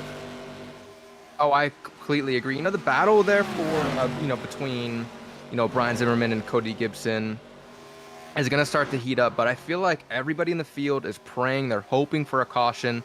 Dalton's only, you know, 1.7 seconds back, right? Seems like a lot. But any mistake on this next pit road cycle, you know, they're going to have to pit again, as we know, could shake a lot of things up. You know, 1.7 seconds is a tall ask, but it's not impossible. Not by any means. Did you see Austin getting around the 20? What car is that? The 28? 29? Yeah, that was back there in the field a little bit. That was Trevor Harmon, I believe he passed the white and blue car. So that pass on around. Well, you know what? If you're enjoying tonight's race here, we're happy you're with us on Green Flag TV, and we see some good battles happening. I want to remind you, we're here all week long. 7 nights of racing here on the channel. And we'll watch this for a second. This is a good battle. This is Perkins, Bell, Carroll, Kleinschmidt. And this is all happening on the screen. This is battle right now for P9 on the back with Perkins. But look on the right side of your screen there, Chris. This is just some of what we got coming this week. Tomorrow night, yourselves and the other stars of the High Tide Racing League will be racing at this same track, Las Vegas, tomorrow night, part of your playoff system. On Tuesday night, Nolan Rimple will be here helping guide us through the OM SRL race at Dover. Wednesday night's a doubleheader. Myself, Evan Pasoko, will be here covering for the Premier Sim Racing at Darlington, their season finale. The Beer League, they're racing the Super Formulas. They're over at Monza this week. The Average Joe's Sim Racing League is at Darlington as well. Speed Cup Series or Speed Xfinity Series at Darlington. So we'll be there a lot this week. And then we'll wrap it up Friday night with the Bolt Racing League at Las Vegas. 7 nights a week. Hope you enjoy everything you see on the channel and have fun on along. Chris, we're up to over 40 shows in the month of August here on Green Flag TV. You know, Derek, what's most interesting that I've noticed is that, you know, High Tide Racing League, also in the ARCA car, they go to Vegas tomorrow, and a lot of these guys also race there as well. This could be some really, really, really good practice for them, or, you know, also just preparation in a sense, you know, as they're racing, you know, as they're, you know, trying to go out and win a race. You know, this could be really beneficial for them tomorrow as well.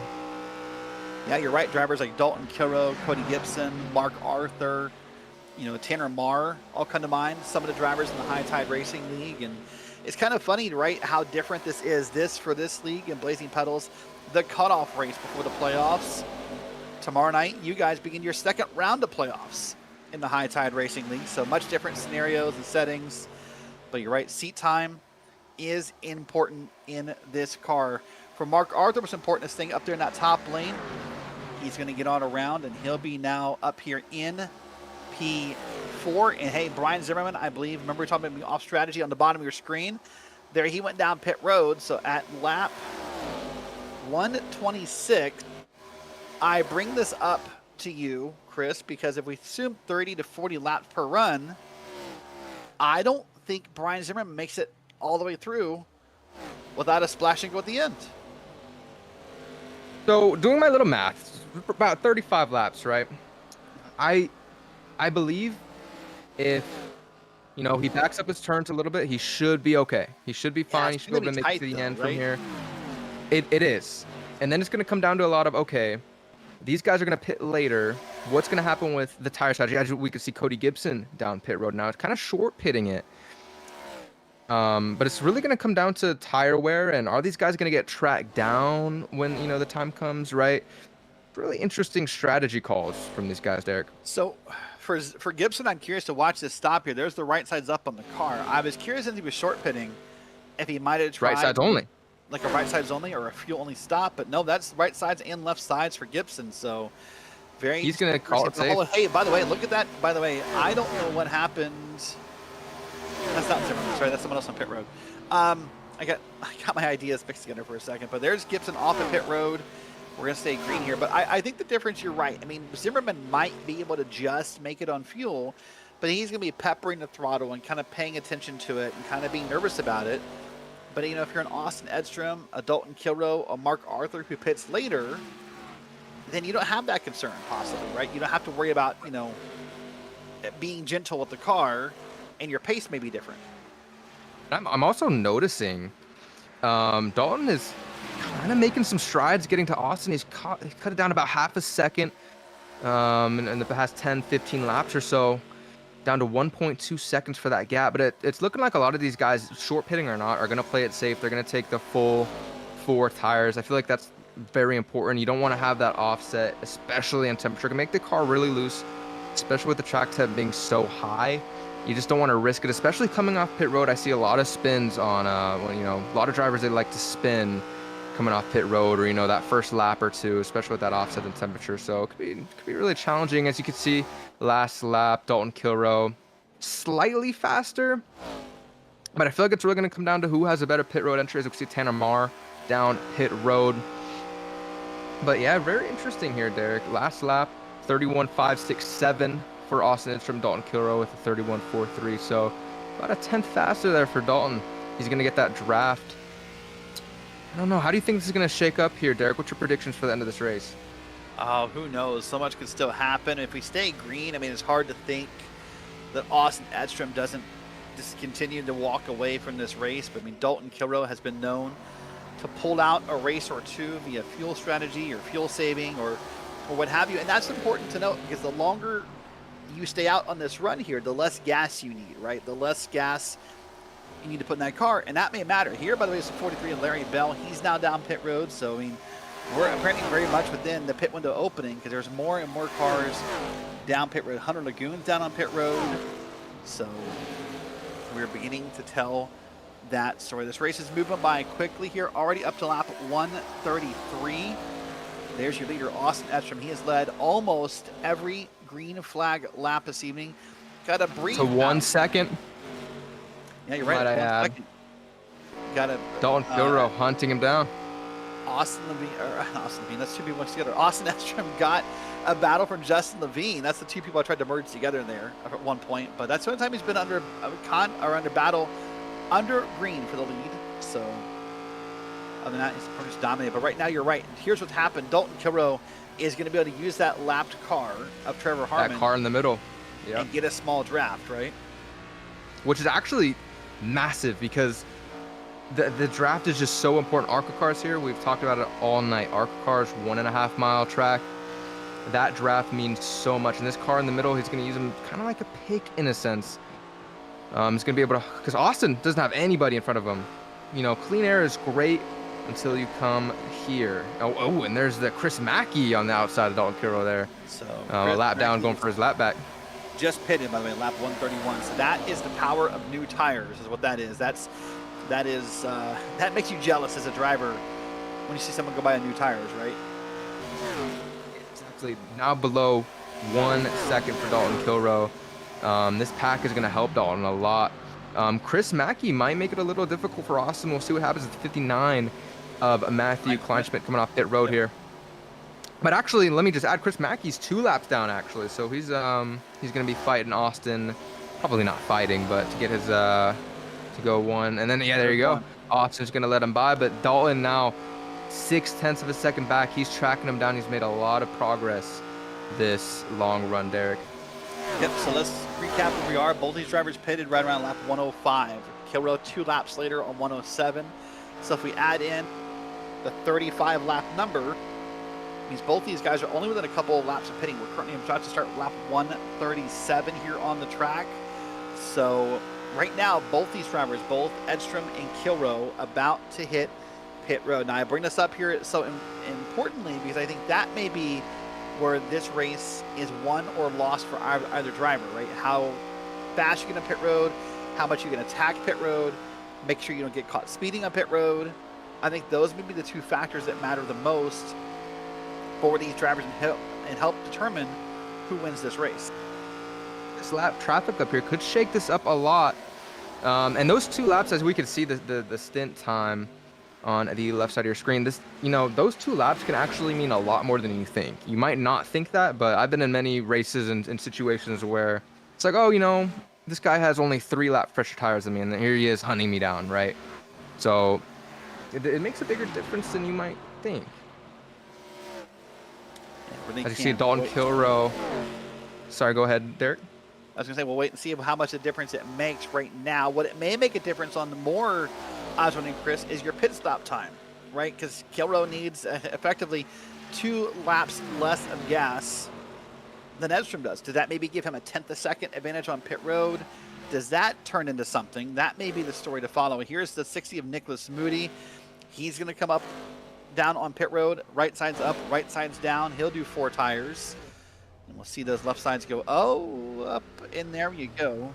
Right side's only. I thought maybe left side's up, but no, he left before I got to call that moment. And so take a look at this. Moody. 10.4 second stop for him. We've seen all night 14.5 to about 15 seconds is a full stop. So yep. Is that something we see the drivers flirt with, Derek? Maybe taking only, the right sides, maybe taking a chance. Is it worth it to take that risk for Dalton? 4 seconds means a lot on Austin, if you were to make that difference, right? So I don't know, because those left sides, they do wear a lot more than you might think as well, especially in this ARCA car. There's Dalton down pit road first here. Surprising. Dalton Kilrow blinks before Austin Edstrom. Usually the opposite way that happens in these races. Kilrow's down pit road, that slow crawl, 50 miles an hour. He'll come down. Now what does he do, Chris? Is it 2 tires? Is it 4 tires? I'm guessing there's some kind of tires involved. There's the right sides. They go up and they go down.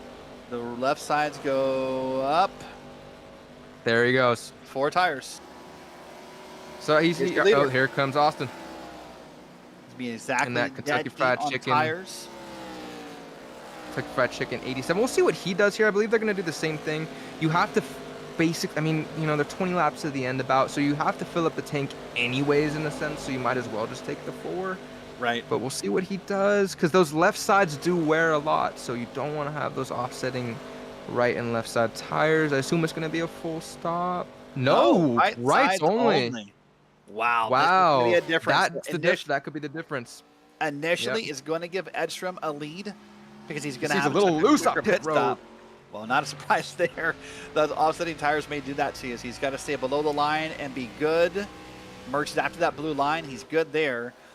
So pit delta's difference right now. Edstrom to Kilrow is 6 seconds. 34 seconds to 40. So that's the difference on pit road. That's total delta, line to line. Now the question is, what's the speed difference between 2 and 4 tires, and can Kilrow run him down? We're going to see. I wonder, did Cody go ahead and take two tires there as well? Because Cody Gibson came out ahead of Dalton. Okay, so we're going to see. We're going to get an example here. 4 tires. Cody Gibson 4 tires. I think the only 2 he tires pitted earlier. We're going to see. Yeah, he did. Yeah, the only 2 tire stops we see is just the ones we saw on our screen, as far as I know. So we're going to see. So there's William Bruton into pit road right there. Dalton's going to get around Cody pretty easily. Yep, so Bruton pitting will cycle the lead back around to Austin. 4-second difference. So this is the question. Can Edstrom hold him off? A lot of it, I think, is going to depend upon the variables, right? What happens in front of Edstrom? What happens in front of Kilrow? What kind of lines they can run? But you talked about it a second ago, and I'm going to come back and hit it again. You talked about having kind of the offsetting tire sets. So your right sides are new, your left sides are old. Purely from a car handling standpoint, does that make the car tighter, looser? What does it do for you? It's going to make it looser. He's definitely going to have to back up the corners a little bit. But I feel like Austin is very skilled, knows what he's doing out there. I think he's going to make it work. I mean, we're looking at him, going to try to do the math in my head. So, what is there, about 16-ish laps to go in the race? And we have track seems pretty covered here. Cloud cover is pretty high, so track temp might decrease here, which could give Austin an advantage. But Dolan is slowly hunting Austin down. I mean, about half a second in the last 2 laps ish. Well, Well, speaking of which, come Track back real temp quick down to from 110. Yeah, look at that, 110. Remember, about an hour ago, we were at 127. So that is going to cool this track off. That's going to provide more grip in the track. That's got to be good news, I would think, for both drivers, but especially Austin Edstrom, because if you say 2 tires makes the car looser, that more grip will kind of help offset that a little tiny bit. So again, right Here's now, the thing, Derek. Go ahead. What I'll say is, from the looks of it, Dalton is, Delta's down to 3.5 seconds, 3.4 seconds. He is slowly catching Austin. Now, is it going to be enough? Very little laps in this race left. What is that, 2? So 14 laps to go. Yeah, right about that time when you should catch him here. We're currently working right around the track here. We're currently working lap 148 of 162. So not that far to go. So here's 2 questions I have for you. 1, can Kilroe close the gap in time? It's down to about 3.2 seconds. Kilroe is consistently about 0.2 of a second faster per lap than Edstrom. But the second question, well, I guess there's 3 questions. The second question is, how easy would it be to pass Austin Edstrom? And the third question, which I'll throw to you, is when do these tires kind of normalize? When do they equalize? When does that 4-tire advantage kind of stop being as dominant as it is currently? So obviously right sides, they wear more than left sides. So I'm going to say they're probably going to equalize a little too late for Austin, unfortunately. But the question is this going to matter? I don't think so. Only 0.2 of a second faster Austin there was that lap. Dalton is slowly closing. He's going to have to hope that Austin makes a really big mistake here. I think that's what it's going to come down to. But we know that Austin has to back up the corners more. He's focusing on not getting loose because there still is that offset. Now, they do equalize. Over time, they are going to equalize. But I don't think there's enough time in this race for that to really happen. It might be happening right about now. But anyway, Dalton is down to 2.5 seconds behind Austin as we go deeper in the pack a little bit. Single file through as we ride along with Hunter Lagoons here.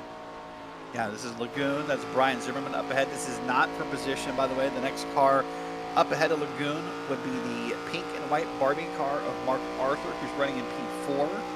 So these spots right here for Lagoon, this is just simply just to try to make some passes and kind of, make it happen. But that pink car up ahead is the one for position.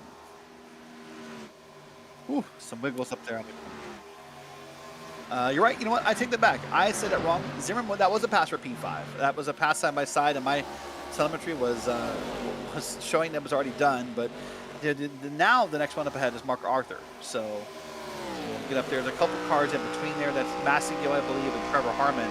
These are lapped cars. So I'm keeping an eye on that relative. Yeah, as this battle's happening, I'm keeping an eye on that relative. 2 seconds. 9 to go, though. We're coming to 8 to go here, if I'm not mistaken. Dalton, 0.3 of a lap faster than Austin Edstrom. He's giving it his all right now. He's going for it all right here.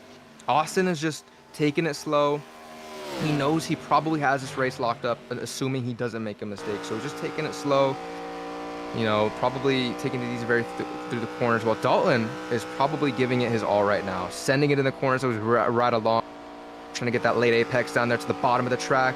Very good line in the corner. That late apex is amazing as I stumble upon my words. Apologies. Getting to the wall, and he's trying to get as much time as he can cutting down there on the apron. The thing we haven't really talked about yet, and we talked about all night, so it's weird we haven't touched on it, is the draft, right?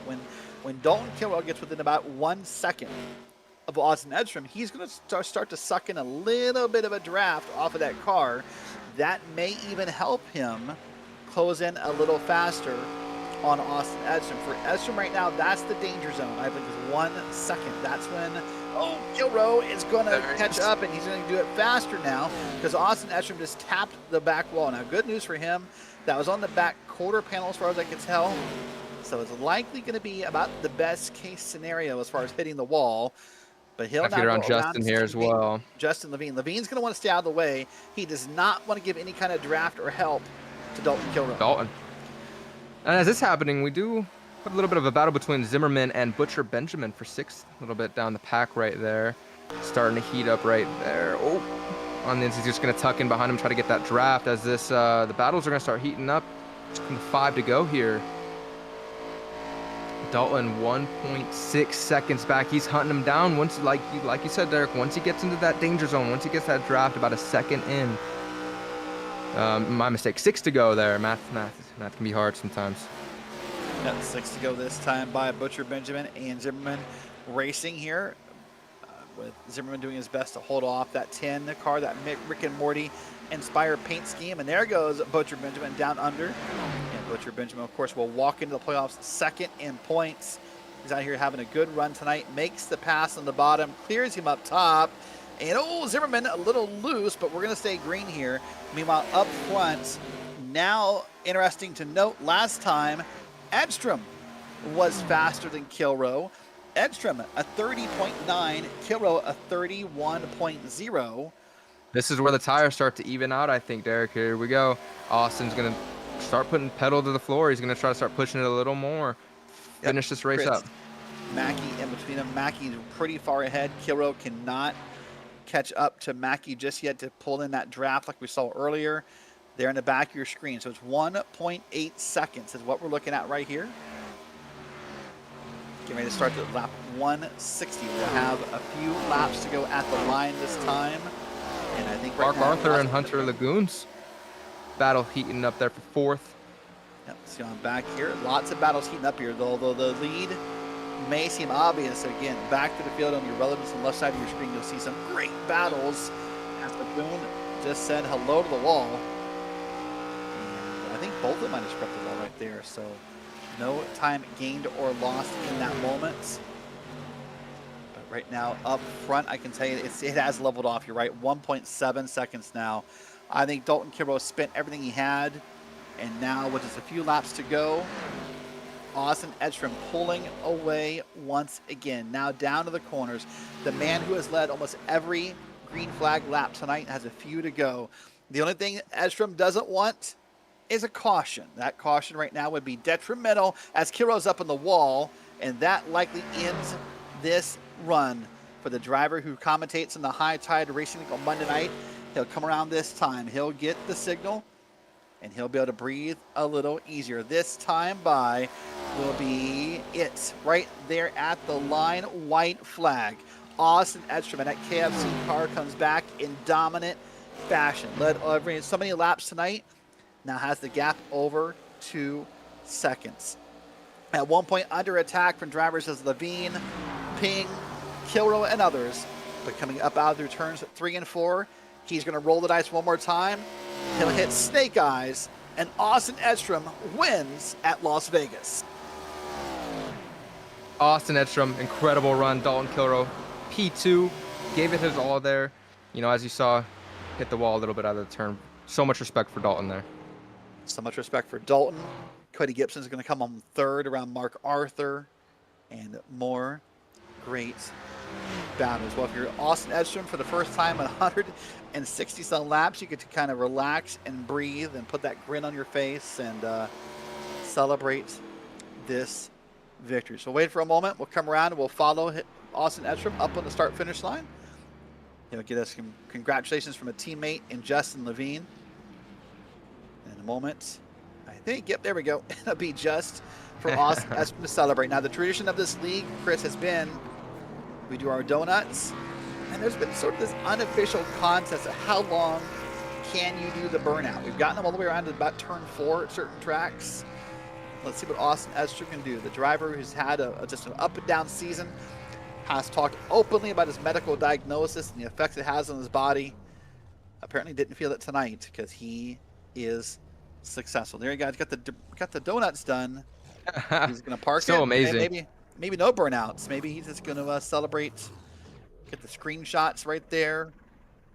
And I think he's out of fuel. He might be done, guys. Out of gas. He might be, he is done. So that's going to wrap up. I think we're watching here. Oh yeah, the RPMs are at 0. So no. So they cut that really close then, Derek. Wow. I mean, he deserved every bit of that burnout. Truly a dominant performance. Taking a gamble in Vegas. 2 tires, right sides only. It pays off for him. What a wild call that was. Well, with that, let's take a look at tonight's unofficial results and see how everyone wrapped up here this evening at Las Vegas. We'll go in pages of 10 here. You'll start with your winner in Austin Edstrom. He'll have won this race by over 2 seconds for Dalton Kilrow. Cody Gibson comes home in P3, Mark Arthur in P4, with Hunter Lagoon in P5. Then it's Butcher Benjamin, Zimmerman, Marr, Perkins, and Larry Bell back through P10.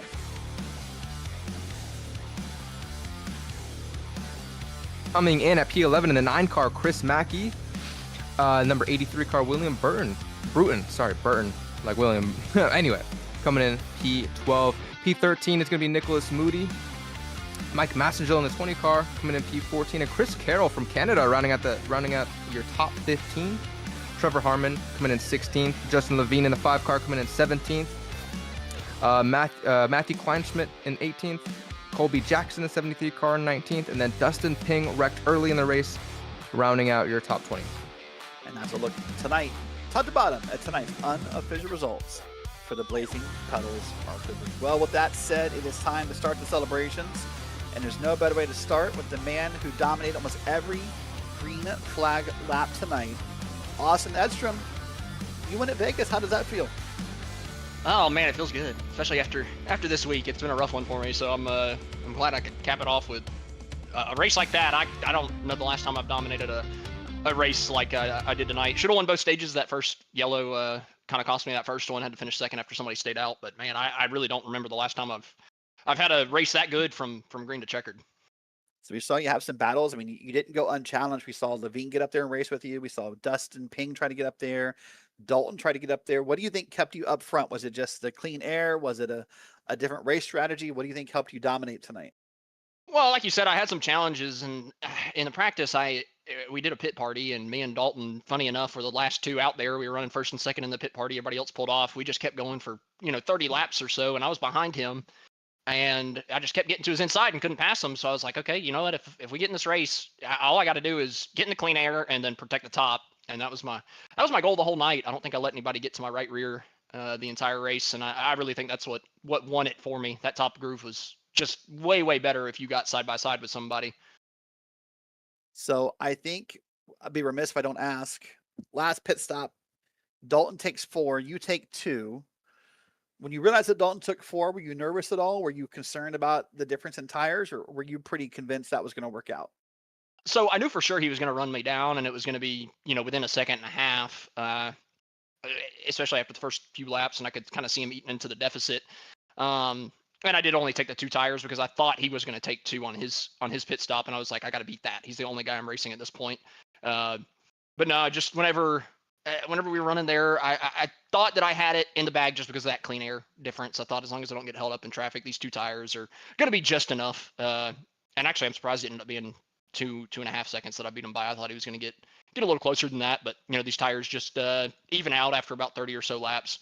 And I only had, I think I had 1 lap better tires than him on the right side. So maybe that helped me and stay up there as well. I don't know for sure, but I don't know. I just think I played the strategy right, and this ARCA car's hard to pass the leader on the 1.5 miles with them being so tight most of the time. But tonight was loose, late run, but man, early run, it was just tough to get a move done, but happy to get the clean air and keep it up there the whole day. Well, my last question I'm going to ask you tomorrow night. I guess you can just, you don't have to take the virtual camper anywhere tonight. You're here racing. Tomorrow night, you're here commentating. Yourself, Northern Ripple for High Tide Racing League. So what do you think you learned? what insight do you now have that will help you tomorrow? What have you learned about this track? Man, are they going to Vegas too? I didn't even know that off the top of my head. You're staying here all night. You can just camp out all night right in the infield, buddy. Yeah, then I'm definitely the guy for the broadcast booth tomorrow. Then I think this is just about perfect scenario. I can definitely, same car, same track, same everything. I can definitely give my expertise in the broadcast tomorrow. So that'll be cool. I hope that I'm also fingers crossed I made the playoffs. I missed so many races from that from the cancer diagnosis that I don't think I made the playoffs, and I needed every point possible tonight to give myself a chance, and I think I still came up short. So I'm just waiting on that to see. Yeah, we'll wait and see. Well, listen, it was a pleasure watching your race. Good job tonight in that KFC car, and we'll see you in 2 weeks at Pocono. Appreciate you, buddy. Y'all have a good one. You as well. That's Austin Edstrom coming home with the win. Now becoming to the driver who came in P2, the man who tried so hard, but just couldn't quite get it. Dalton Kilroy come home P2 tonight. A heck of a run. What's your takeaway from this race? Yeah, was definitely a fight between me and Edstrom. I don't know if I would have caught him. I was just kind of figuring he would have took 4 tires, but the fact that he took 2 and held on, I'm surprised that even worked. I figured with as many laps as we had left, I didn't think 2 tires was a good enough call, but clearly it was. I was chipping a couple tenths that last run every lap, and again, I don't know if I would have caught him, but I feel like my forward momentum kind of got messed up a little bit. I don't know how many laps ago it was, but I just got caught in some dirty air from some of the lap cars, and it just wasn't ideal. And then I lost all forward momentum and couldn't gain anything else. So I mean, hey, P2, I had to try something to get around him because the clean air meant so much tonight. But hey, it is what it is, and we'll move on to the playoffs, and in 2 weeks, because I believe we're off next week, and hey, try to have a good little run there. Well, before we get to the playoffs for this league, Blazing Pedals in 2 weeks, tomorrow night you begin round 2 of the playoffs. Same car, same track. So, what have you learned tonight that you think you can use tomorrow? Couple secrets I'm not really gonna. I don't really think I want to share, but Fair at the enough. same time, it doesn't really matter what I do because I ain't even in the title fight anymore. So That's true. Go out and win. they exactly. I'm gonna go out and win, and if somebody wants to continue fighting for a championship and they want to try to fight me, okay, cool. I'll race everybody just as hard as I've raced before. So it's up to them to decide if they want to race me hard, even though I'm not fighting for a championship, or if they want to continue to fight for that shot. That's I okay. can't speak I've had right a now. couple of those moments tonight. I get that. So now in 2 weeks here in the Blazing Pedals, Pocono, the first round of the playoffs. Obviously, you're going to come into the playoffs. I mean, by all means, first seeded. You're well ahead in points. So as we begin that battle for the playoffs, what's the goal? Is it just go out and win? Is it survive and win the points battle? What's in your mindset? I think Levine is actually going to be number 1 seed once everything resets because of the bonus points. Because I think he has 1 more win than I do, and I think a couple more stage wins. So he should actually be number 1 seed. English is hard. No, I think I'll just approach most of the races here as I do every race. Just take it as it is, and not really look too far ahead. Just try to take 1 race at a time and maximize what I can get. All right, buddy. Well, listen, great job tonight. A pleasure watching your race. We'll see you tomorrow night for High Tide, and in 2 weeks at Pocono. Sounds good. Thank you. That is Dalton Kimbrell coming home P2, and now I believe that Christopher Bassinger has caught up with the man who overspent on the defense today in Cody Gibson. Yeah, we don't want to talk Cody. about that. Well, Cody, started P6 tonight. You're coming home P3. Tell me, what was a big factor in your success tonight? I mean, I had success, but I definitely didn't have a top 3 car. Probably not even a top 5. After that first stage, I looked at my tires and I was like, "Oh shit, I'm in trouble because of tire wear." I was just wearing them out. So, came up with a strategy to off stagger my pits versus theirs, and luckily, I was able to save some tires with fresh tires and still make up track position. I think that's what helped me a lot. Yeah, and you pit a little earlier than them, and great strategy. You held on, and you were able to take it home P3. My next question for you is going into Pocono next week, first round of the playoffs. How are you feeling about the tricky triangle? Honestly, I'm gonna have to put some practice in because I'm not very good there. Well, I mean, if you have similar strategy like you did tonight there, I think you'll pan out pretty well. Finishing the season, looks like the points are updated. Finished P7 in the points. A great run this season. 4 poles for you, or sorry. Yeah, sorry. Yeah, you had 4 poles, 9 top 5s. What's, going into the playoffs, you're looking for a championship. What are your like favorite tracks in the playoffs that are coming up? Obviously, Pocono's next. What are you looking forward to? Probably out of the 3 of the Phoenix. next is probably Phoenix. Then if I make it through the next round, it's going to be Bristol. I suck at Darlington. I don't think I've never raced the other track. And if somehow if I make it out of that, it's going to have to be Michigan Auto Club. But hopefully I get that far. Well, Cody, incredible run tonight. And good luck in the next round of the playoffs, round of 16. And we'll see you next week. Or we'll see you in 2 weeks. All right. Thanks, guys. Appreciate everything y'all do. Mark putting on the league and Five Kings. Let me down there and running with them, strategizing with them. All right, that is Cody Gibson coming home P3 this evening. Well, Chris, long runs tonight, great racing, lots of battles, but ultimately, I think the word tonight would be domination by Austin Edstrom. All around a very entertaining race, you know, despite there being 20 cars, it was just battles constantly throughout the field, differing strategies, really interesting at the end with Edstrom only taking the right sides. Had that race gone on, you know, maybe 20, 30 laps, we might have seen something different. You know, you can say what if all you want. You don't really know, but obviously incredible run from Austin. And a great race, Derek. Great race indeed. Well, once again, I want to say congrats to Austin Edstrom on winning this race. But stick around on the YouTube feed after this. We're going to go right over to the For the Boys Car of Tomorrow League. Melvin Rimple is over there. There are about 80 laps left at Charlotte Motor Speedway. So we're going to take you right over there and get you there for post-race after our post-race coverage, pardon me. I want to remind you, if you missed this race, you can catch this race and every race from the Blazing Pedals ARCA League right here on the Green Flag TV YouTube channel. For Bradley Cooper pushing the buttons and down the booth, make us look and sound good. For Christopher Bassinger, my color commentator, I am Derek Watson saying so long and good night from Las Vegas.